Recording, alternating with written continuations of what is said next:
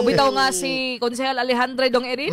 Kining mga hatag-hatag og ayuda ron sa DSWD kay wa man lagi naundang pod.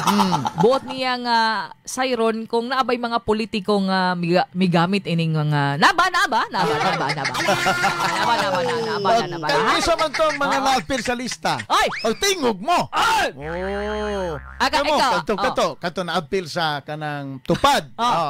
Kanto na-appeal kanang akap. Oh. Tingog mo kung naabay politiko nga kuan ni kuan sa inyohan iduol sa inyo nga i-appeal ta ka sa listahan na.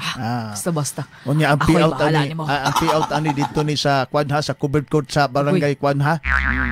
Unya apil ka na ko sa listahan. Naaba ingon anak bagka kasama ga sistema. Or giunsa na or mismo identify ang mga beneficiaries. Ang kanang ikaw karon wa kay nalista. Namuduol ka kang Konsehal. Oh, kang congressman. Sige, congressman, wa pa jud ko madugay na kaayo. Wa pa lagi ko na appeal diha. Nya matingan na. May nga say tabag sa konsehal. Sabi tabag sa konsehal. Paabot lang kay ganid lagi tatanan ani. Bago ka di ay. Usa ba na congressman oy konsehal oy. Para lagi among silingan sa pikas sa purok oy ka lima naman na sila sige balik-balik og payout lagi. Hala. Unsa o ba na pagtubag di mo congressman o konsehal? Mo yung man si congressman o si konsehal. Pila man dai mo sa inyong balay? May nga po dayon.